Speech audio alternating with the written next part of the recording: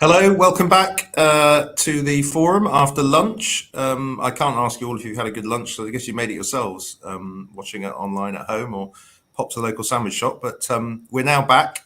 We've got another excellent panel for you.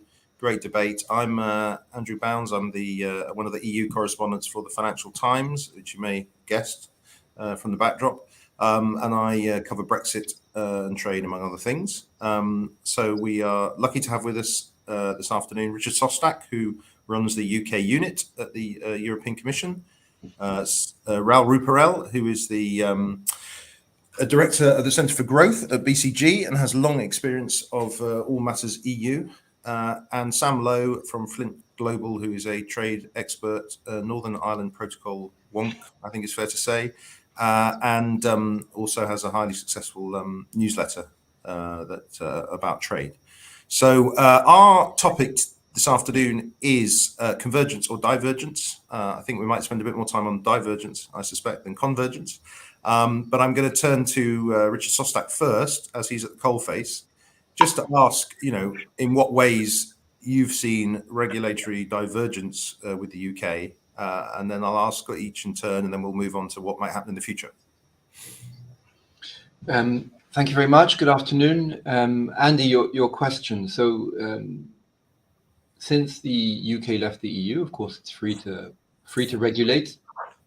And we were expecting that to be very much a focus of what the UK government was going to do.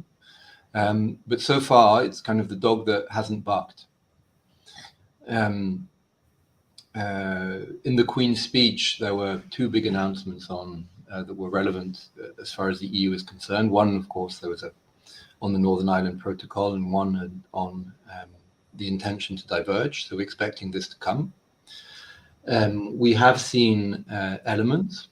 Discussions on data protection, for example, have been going on for some time.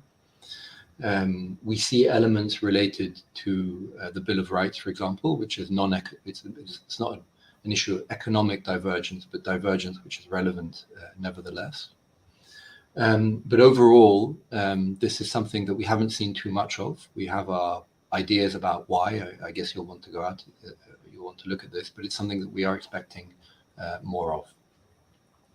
Okay, well, if I turn to Raoul, same question. What divergence can you point to, or have you seen any significant areas? There are bits and pieces, as Richard said. It's not been huge, but we've seen the Treasury, for example, undertaking a review of sort of financial services regulation, looking at bits and pieces on Solvency II and a few other areas, the listing review, trying to do things a little bit differently. And I think there's a logic to that, given the UK and London in particular is obviously a very different financial centre to what we see in the rest of the EU. And so there are obviously going to be tweaks and changes that can be made. I think the other big area that comes to mind is kind of subsidy control and state aid, where the UK has obviously taken a different approach. I think it remains to be seen how effective that's going to be. It does look, in theory, to be lighter touch, but equally it presents a less clear framework. So I think there is a bit of a grey area of how that's going to evolve and whether it will actually be less burdensome for businesses or whether the uncertainty around exactly how it works, causes more hassle and leads to more questions and probably more court cases. And then the other bits and pieces, we've got sort of regional funds and development funds. And again, the UK's taken its own approach there. I mean, I personally would have hoped to have seen a bit of a rationalisation of the plethora of funds that we have, from the Levelling Up Fund to the Shared Prosperity Fund, etc. Unfortunately, that's not been the case, and I do think there is a bit of complexity because of that, and I think the process isn't as streamlined as it could be, but they are doing bits and pieces differently there. So we are starting to see elements of divergence, and the UK has also trailed in other areas, GMOs and gene editing being one as well. where there are changes coming. But yeah, it's obviously not happened as quickly. Why that is, we can argue. I think a lot of it has been just COVID and the sort of lack of time in some ways. But equally, there aren't huge amounts of plans. I mean, my personal view has always been we're likely to see more divergence evolve in emerging areas of regulation than on the existing sort of bucket of what's already been regulated, especially in areas like industrial goods and things like that, where the changes or any changes are unlikely to yield huge benefits. I think when you look at the emerging areas of regulation, AI, some of the digital aspects, fintech, green finance, robotics, automation, those kinds of things are things that have been flagged and which may be where we see more divergence, but that's something that's going to happen over time and may happen naturally as the two sides just take different approaches rather than an active kind of we are purposefully diverging. But I think time will tell how big that is and how much that happens. Great, thanks very much, Sam. Is there anything else left to mop up from that those two summaries? Thankfully, yes. I mean, so one area of divergence that we have experienced already, and I think should be brought into this conversation, is trade policy, where actually UK has diverged fairly significantly from EU approaches, in that the UK has obtained a trade agreement with Australia, with New Zealand, more quickly than the EU has. I mean, I think we're expecting those on the EU side as well now. But I think once we look at the substance of those deals, they will be actually quite different particularly in terms of agriculture liberalisation on the UK side. But you've also seen it in terms of the UK's unilateral tariff policy, where post-Brexit it tweaked these tariffs to better account for the UK economy specifically, rather than on an EU-wide basis. So there was some divergence there. And in terms of what the drivers of the policy, we've seen that the UK government, at least up until now, has been more willing to expose the British agri-food sector to foreign competition in the form of lower tariffs than the European Union traditionally has been. However, interestingly, there has not been that divergence some people expected in the regulatory space when it comes to trade policy, as in the UK has not conceded the point on sanitary and phytosanitary issues, for example, in these negotiations, and has held the traditional European line. This has been so far. Whether that will continue, I'm unsure. We've seen in the last few weeks, and I've ended up writing about this quite extensively, sort of accidentally, that when it comes to trade policy in respect of steel, the UK has actually adopted a fairly European approach in that, we want to protect our steel sector, we want to guard it against perceived unfair competition and the like. But on the convergence point, I think there is still a lot of convergence, and I would actually go further than that. I would say the UK regulatory system is still in many instances reliant on the European Union to deliver its core functions. And if we just look at goods, the goods space, for example, the UK currently, until the end of the year, still recognises European product certification in the form of CE markings. That will be ostensibly ended at the end of the year, but because of some of the issues around the Northern Ireland Protocol, I'm not sure it will ever truly end. It will also extend that officially for medical devices until into 2023. The UK is also recognising EU chemical authorizations. So the REACH sort of justifications that underline the signing off of specific chemicals until 2025. You then have batch certification release of medicines. The UK is recognising the EU certification releases indefinitely. We also have fast-tracking vaccine authorizations, new medicines on the basis of sign-off by the European regulator. So we're actually in a space where in many areas, and they're often areas that are not necessarily part of the public debate. I mean, I've just used words like batch certification, a batch release, and like no one knows what that means. So in these sort of quieter areas, but areas that are key to delivering the key functions of a state and creating a regulatory sphere within one's territory, we're not just convergent, we're reliant. And I think that will be the case for quite a while yet, because developing that capacity domestically is difficult. Yeah, I mean that's a fascinating point. If I just go back to you on that, I mean, you talked about these sort of quieter areas. I mean, is there an element of the divergence debate in the UK which is performative? You know, you sort of pick on big things that get to the headlines in the newspapers. Meanwhile, you know, the really important stuff businesses care about is untouched because they understand how damaging it could potentially be if you mess about with it, you know, precipitately. I think there is a performance element to it. I think I first used the phrase performative divergence in your newspaper in relation to the sort of annual attempt or proposal by the UK to scrap the working time directive. You know, it's something that seems to come out every year. We're going to get rid of it, and then a month later it gets shelved. You know, and that's performance theatre entirely directed towards a specific segment of sort of UK politics that is quickly rolled away. But I'm sure we'll get into this. But otherwise, I agree with Raoul in that there is going to be divergence. I've already talked about it in terms of trade policy, but I think it is something that will develop over time in a few specific sectors rather than on an economy-wide basis. Yeah. So maybe Richard, just looking forward, you know, you mentioned a couple of things already where the UK is looking to diverge, and I just wonder. I mean, I'd like to hear a bit more about the Bill of Rights and what the issue is there. And is this a problem for the EU, or is the UK now just a third country, which, you know, fine if it wants to do its own thing? Well, yes. The UK is a third country, fine if it does its own thing, but there will be a bunch of consequences which follow from its choices. On many of the kinds of sectors that Sam mentioned, I mean, even small elements of divergence will have big costs for UK companies. And kind of far-reaching divergence will have bigger costs because in many of the sectors which were mentioned, well, these companies will seek to sell on the EU market and therefore still need to comply with the standards which apply within the EU.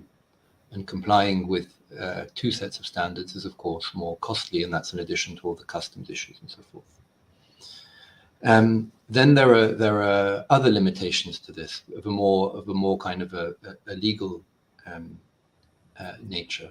The first one, of course, is that the UK has signed up, and the EU has also signed up to quite far-reaching level playing field provisions in the Trade and Cooperation Agreement, which we, I think, are expected to be very attentive to.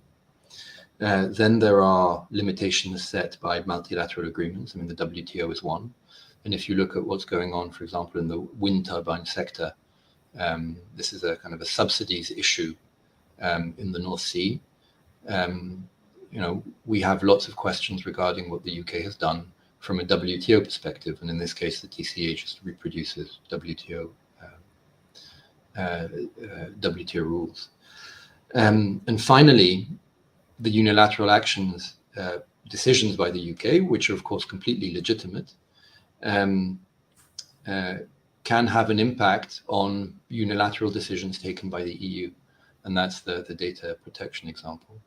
So on the Bill of Rights specifically, I mean, early days. We've seen the draft, well, the bill. We're looking at it, but of course, issues around the European Convention on Human Rights and the European Court of Human Rights are kind of plugged into various parts of the Trade and Cooperation Agreement, notably the provisions on cooperation in law enforcement and judicial cooperation in criminal matters. And that's why we will be taking a close look at it, but too early to draw any conclusions. Okay. So Raoul, if I could just bring you in, I mean, do you see, you're talking about future areas of regulation as perhaps being more open to divergence? I mean, can you cite a few of those for people watching? And I'll just say as well, we can take questions from the audience. Hopefully we'll have time at the end. So we've got some coming in already, but if anybody in the audience wants to ask a question, please do so via the usual channels. Thanks. Yes, so I sort of touched on a few earlier that we are already seeing. So, you know, I think in the AI space, I think the UK is likely to take a slightly more flexible, less rigid approach to to it than the EU, which has gone sort of all encompassing quite early in its AI regulation, and there are pros and cons to doing it that way. I think in sort of, as I said, fintech and developing, that side of things, the UK and its position as a sort of, I guess, a leading financial centre, and with its sort of deep and liquid capital markets may be able to play a significant role in the development there. And there's a few others that I mentioned, GMOs and gene editing. There's also things in life sciences. I think the UK will look at sort of clinical trials and any learnings from the COVID vaccine process, how to use healthcare data. The UK is undertaking the genome project and things like that. So there's lots of pockets. I think for me, it's worth just sort of thinking about how the UK positions itself, because it's sort of been touched on that, obviously, the big blocks, the US, EU, China, are going to play a massive role in setting regulations in these areas eventually. And I guess, it's true the UK is not going to be the largest market, and it's not going to be setting the fundamental endpoint regulations when it comes to using a lot of these industries or technologies. But I do think that there is still a case to say there are potential benefits and divergence, upstream or earlier on in the development of these industries and these technologies. And I think particularly when you're looking at the sort of R&D, early stage investment, innovation of these emerging areas, I think that's where the UK has some advantages. Obviously it's universities, some of the commitments in terms of R&D spending, again, it's capital markets, skilled workforce. There are potential benefits there the UK can take advantage of. I think we traditionally haven't been great in that. Obviously, Richard mentioned the wind sector, which sort of made me think, obviously the UK is now a big player in wind and has done a good job of getting offshore wind in particular as part of its energy supply. But I think, the biggest exporter of wind turbines is Danish. I don't think any of the top 10 are UK firms. And so we don't actually have a role in the kind of distribution, expertise, hardware or software as much in the wind sector, despite us being a big player as part of our energy supply. So I think it's a question of how in some of these emerging areas does the UK position itself, not just to sort of build them domestically, but potentially over time to become a source of expertise, a source of exports, and try and tap into that. And that's maybe where the divergence and the flexibility further up the development process can be useful, because in the end, obviously, if the EU and US do set the regulations, as has been pointed out, people want to sell into the biggest market. So for me, that's the kind of positioning that the UK should be thinking about, and how it can sort of take advantage of some of its core advantages and some of the things I mentioned, and look at these emerging areas. And you mentioned, we hadn't seen an awful lot of divergence yet, and part of that was COVID. Is there also a sort of an appetite among the public problem as well? I just wonder, like on agriculture, for example, Sam mentioned, we're sticking with the SPS regime of the EU, probably because most British people, want certain standards for their food. And even if the government said, right, I'm going to bring in chlorinated chicken with an US deal, they might find it a hard sell to their MPs who have to go back and answer their constituents. So, we are quite European in a lot of these fields, it feels to me, rather than, although we look to America a lot in the UK, actually our sort of even with genes, gene editing and so on, may we end up finding that the public isn't that keen? Yeah, it's certainly possible. And I think it's interesting in this conversation so far, we haven't mentioned anything like, Sam touched on the working time directive, but the social employment laws more broadly, the environmental legislation, which if you, I think, had this discussion 5 or 6 years ago, was very much where the focus of sort of the Brexit debate divergence was. But it's obviously clear now there is no appetite publicly to diverge in those areas. And, actually the UK may end up going further in some of the environmental areas. And so, there are certainly things that are just not politically feasible or socially feasible in terms of divergence, and which have sort of dropped out of the debate a bit.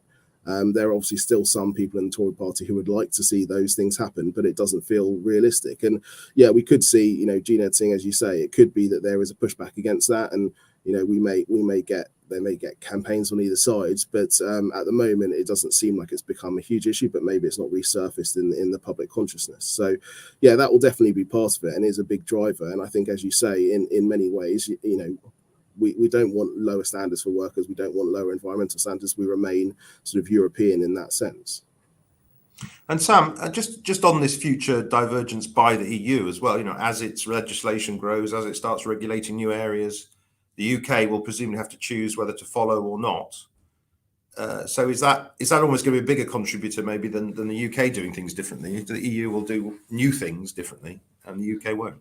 Yeah, I'm glad you asked me that question because that's what I was going to focus on. Because if you just think about the EU's legislative agenda in the trade space, which is the area I know, but I know best, and think about all of the different proposals coming through at different stages that have implications for third countries. So you've got the carbon border adjustment mechanism, you've got the foreign subsidies rules, had the international procurement instrument come through recently. You've also got the anti-coercion instrument, and all the ones I've just mentioned. None of those are necessarily targeted at the UK, or they weren't. The UK wasn't front of mind when they were being developed, but they will impact companies operating outside of the UK, and some of them will force choices.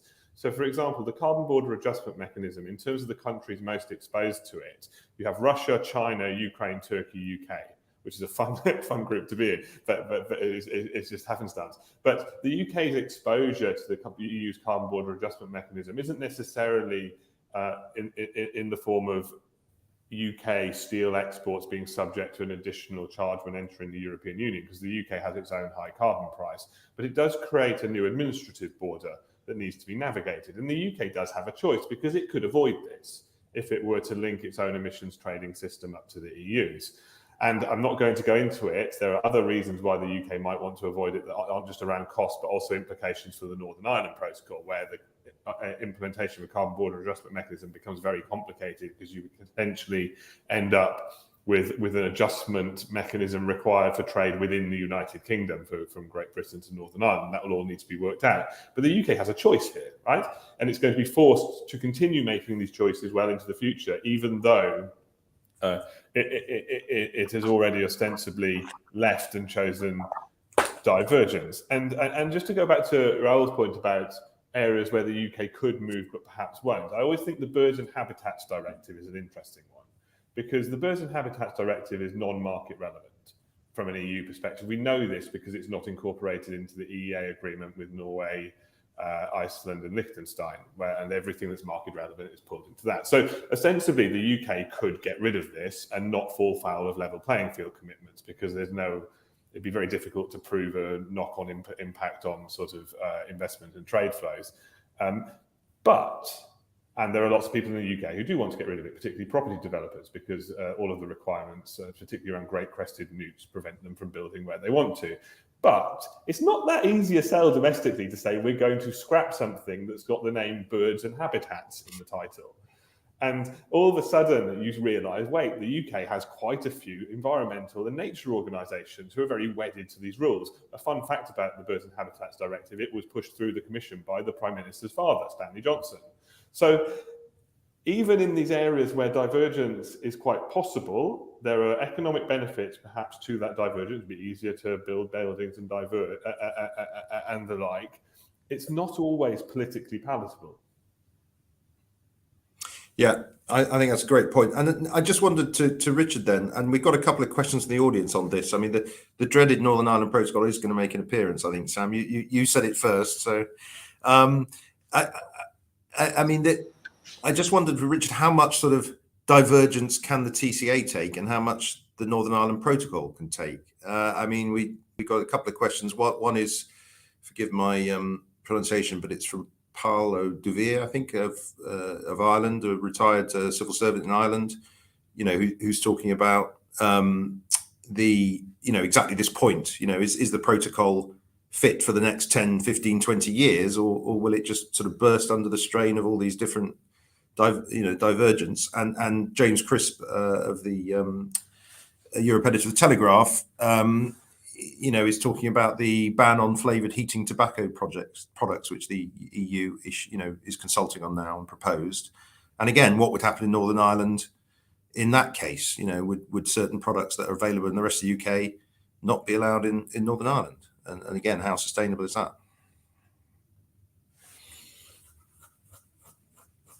So, Richard. I mean, on the Northern Ireland Protocol, I mean, all of these questions and all of these dilemmas were known to all when the Northern Ireland Protocol, in its final version, was signed and was negotiated. Because the effect of the Northern Ireland Protocol is for Northern Ireland to have access to the EU single market for goods. The flip side of that being that EU rules in that area apply. So all of this was absolutely known, could have been explained, and efforts to manage that could have been deployed.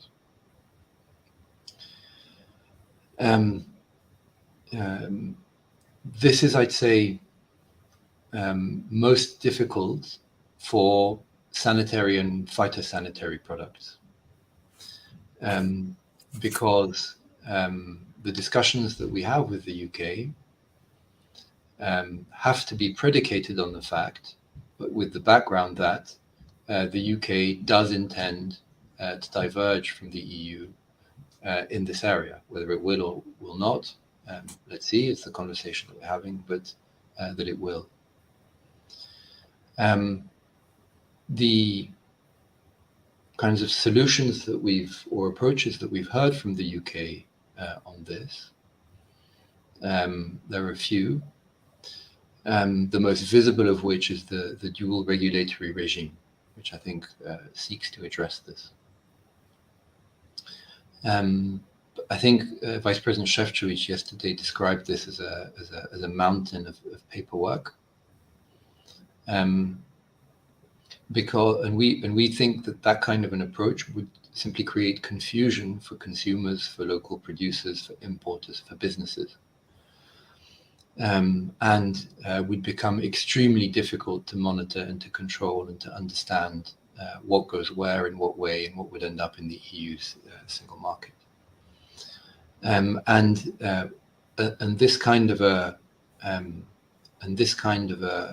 system, we think, would pose problems for our internal market, in particular in the area of agri-food, but also in other kind of very highly regulated goods areas, such as chemicals, which I think Raoul mentioned earlier, because their kind of safety and a clear understanding of the rules is essential to maintain kind of regulatory compliance, and we don't know how that would work within a dual regulatory system. In other words, on the protocol in this area, we stick by our position, which is that the EU and the UK entered into these commitments kind of eyes wide open, and we simply have not found a solution alternative to EU rules applying in Northern Ireland as a flip side of Northern Ireland having access to the EU single market for goods. So to summarise, it sounds like you're saying there's not a lot of divergence that the protocol can deal with, except you would have to accept that England and Scotland and Wales have a different, there might be goods circulating there that are banned potentially in Northern Ireland and Ireland. Yeah. And just on the sort of again, looking into our crystal balls a little bit, I mean, we've obviously got a government which delivered Brexit in a certain way. They're not going to be in power forever. Regardless of change of party, or, let's looking sort of 5, 10, 15 years, maybe I'll start with Raoul. Do you think there could be another, more or less divergence? I mean, how much political will is involved here? And could we end up with, I don't know, a future government doing an SBS deal with the EU and then, tying its hands on trade deals, but partly solving Northern Ireland?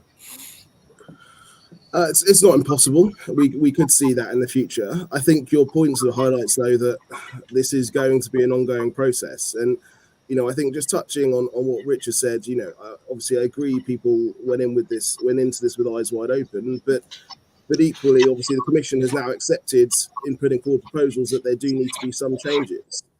So, I think it is accepted that there are business concerns and some changes do need to happen. Now, obviously, the Commission's proposals are on the table and the UK's proposals are, and they are very far apart. But I think that sort of principle that, this does have to change from what was agreed is sort of accepted, given the fact the Commission has put forward some proposals. I think in the longer term, as you're sort of touching upon, the UK government could change its position. I think the problem it presents is that this is then going to be an iterative process. And I think, if you look at this divergence as some of the questions are touching upon, how sustainable will it be if one part of the UK is doing something very different? I don't know. It is always going to be a rolling thing because it is political. And obviously, I think one of the challenges with this debate and with this discussion is I think lots of people are looking for a sort of silver bullet or a permanent solution, but unfortunately I'm not sure that actually ever exists in this context and in the context of Northern Ireland. It is going to be an ongoing debate. This is going to change over time as the two sides diverge or as the political weather changes. Now I'm sure that's the last thing people in the EU want to hear, but I'm afraid that's sort of the reality of Northern Ireland in particular, but also of the situation. So, yes, it is going to be a long-running problem. And I think if you are looking for that kind of what is the permanent answer, how do we solve this once and for all, I just don't think that exists. And there are mechanisms built in already in the protocol to manage things, but you take, off the top of my head, so the protocol obviously includes a mechanism for adding new rules that aren't included, but that I think the UK has a block over. So, even there over time, if the protocol was fully implemented, it is still possible that some new EU legislation that came into place that didn't fit under the existing annexes or existing scope would not be added, and then you have the problem. So, even within the text of the current protocol, that is still an issue. So, I do think this is going to be something that the two sides are grappling with for some time, unfortunately. And Sam, would you agree with that? And in that environment, what should UK-based businesses be trying to do? Should you just sort of think, okay, I'll go with EU regulation because that's the bigger market, and if I end up missing out on the UK market, so be it. So I agree with Raoul, and I don't think that there is a steady state. We're talking about a relationship between a pretty large country with a very, very large sort of economic and regulatory territory, if we can refer to it as such. And you just need to look at the EU's relations with other countries on its periphery, or even in the context of Switzerland, sort of encased within it. And you can see that discussions continue forever. Relations improve, they deteriorate, and the like. I suppose the challenge for the UK and the EU will be just depoliticizing that to the greatest extent possible, making it just part of day-to-day governance. There are always going to be spikes of political interest and intrigue and the like. I mean, the relationship with the EEA countries is pretty good and pretty stable, but then you still have Icelanders getting annoyed about the third energy package or something like that. So it still spikes every now and then.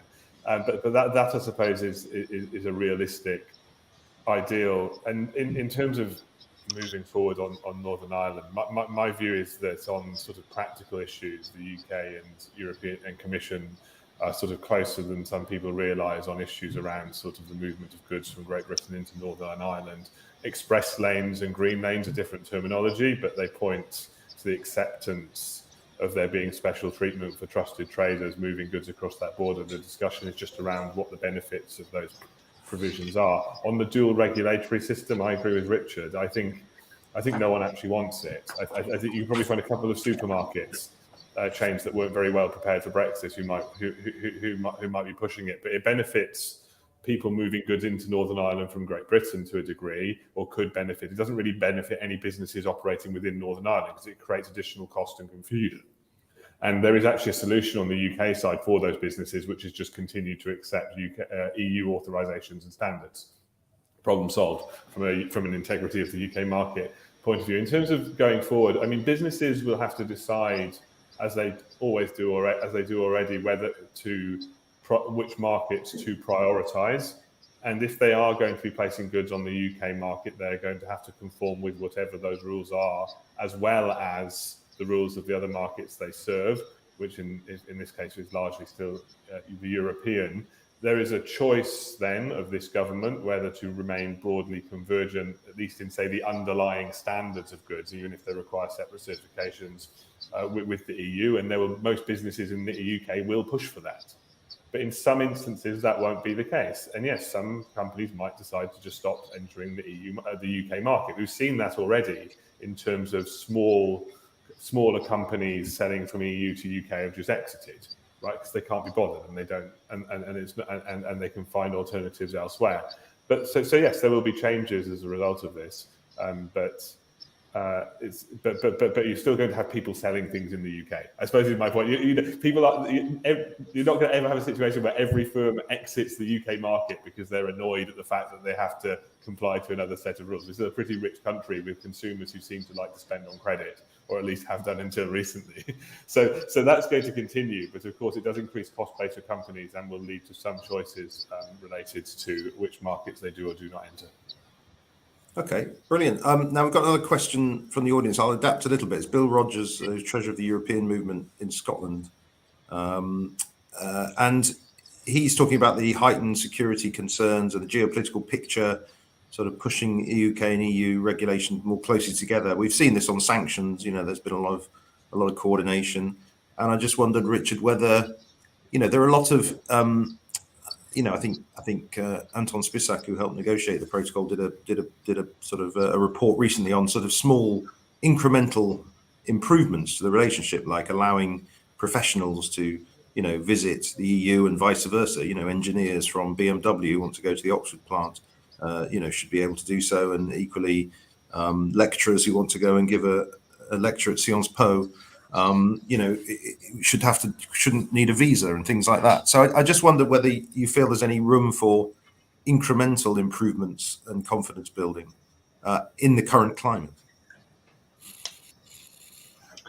Andy, I wish there was, but just at the moment where you would have thought that the geopolitical imperatives would push the EU and the UK closer together, the UK publishes a bill which would disapply major parts of the protocol and basically enable the UK to set the terms on which certain goods would flow into the EU's internal market.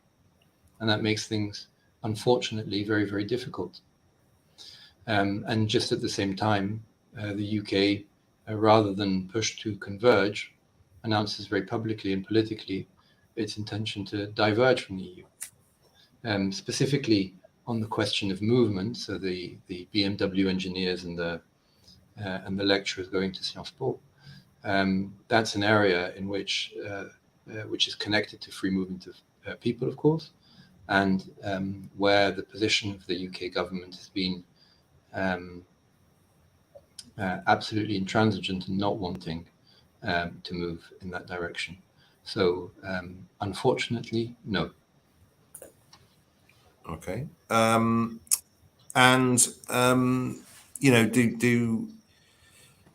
Does anyone else on the panel have any thoughts about where there could be quick wins if the relation improved markedly in the short term? Well, I was going to offer not a positive view, but just my take. I mean, I think even if relations do improve, I'm still skeptical of the scope to improve the deal for a number of reasons. I mean, if you look at the areas, yes, you mentioned a future government could do an SBS deal aligning on SBS regulations. Yes, that's possible. But beyond that, I think, you look at areas that you might think to improve. So trying to do mutual recognition agreements and various things like that on certain standards and certain products. The UK tried that in negotiations, was rejected. That's fair enough. That's the EU's position, but the scope for doing that, I think, is limited. Again, financial services equivalence doesn't look like it's going to shift anytime soon.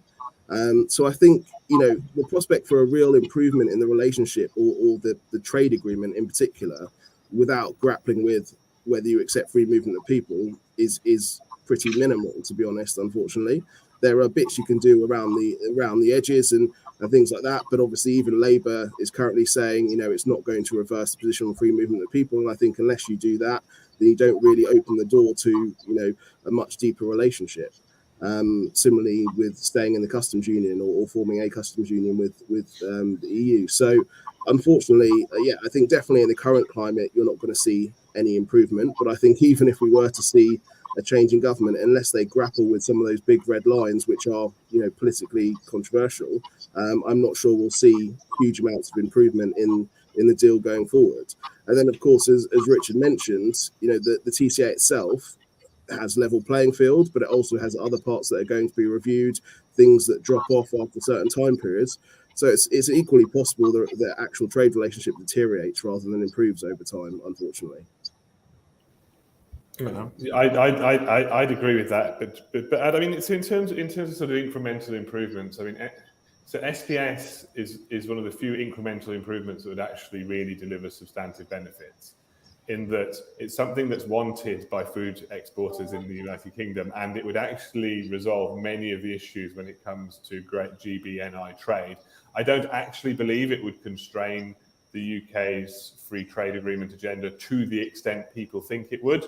It does make a trade agreement with the US more difficult, but the reasons why it makes it more difficult is because it means the UK is unable to accept products produced in a way that the British public ostensibly doesn't like anyway. But if you look at other countries bound to the EU sanitary and phytosanitary regime, such as Switzerland, I mean, Switzerland has a trade agreement with China. I mean, I'm not sure how much of a constraint it's proven there. If you think about the EEA countries more generally, they've got a trade agreement with Indonesia. The EU doesn't have a trade agreement with Indonesia. You know, so it makes certain things more difficult, but it doesn't prevent you from striking out in a different direction from the European Union in many spaces.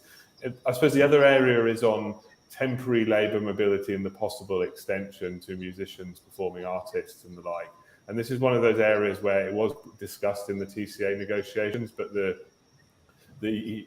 EU wanted a very specific chapter containing it, and the UK wanted to fold it into the general sort of provisions in the annex around professional mobility, and it just didn't quite align. And it feels that the UK just gave up on that a bit too easily. And maybe if it wasn't just spending all of its time focusing on defensive interests, it could have pushed a bit more strongly there on issues such as mutual recognition of conformity assessment. So this isn't accepting each other's rules are the same, but just accepting that private bodies based in each other's territory can sign off that the product has been produced to the other standard. You know, this is something that the EU does regularly with third countries in the form of Australia and New Zealand. You know, countries doesn't even have trade agreements with, but rejected in the case of the UK because it didn't want to outsource so much of its regulatory architecture and place it offshore. It doesn't worry about that with New Zealand, Australia, because they're far away. So that's something that could technically be done within the constraints around freedom of movement, sovereignty, and the like. And there is already ready precedent. But it would require the EU to decide it wants to do it, and there's no indication it does. So I agree with Raoul. I think you can have these incremental improvements, but there is also just this risk that the whole thing crumbles away. I don't think it will. I hope it doesn't, but it could. Well, we've got 1 minute left, so I'd just like to put that to Richard that, you know, could the EU be slightly more flexible on some of these issues and accept, you know, one-off deals, you know, for example, that mutual recognition of qualifications, which is quite happy to do with other conformity assessment in this. Mate, forgive me, you know this details more than I'm sure Richard knows exactly what you're talking about. So, is there any possibility if the atmosphere improved? Unfortunately, Andy, it's a rather big if. Right now, the bill takes us in a dramatically negative direction.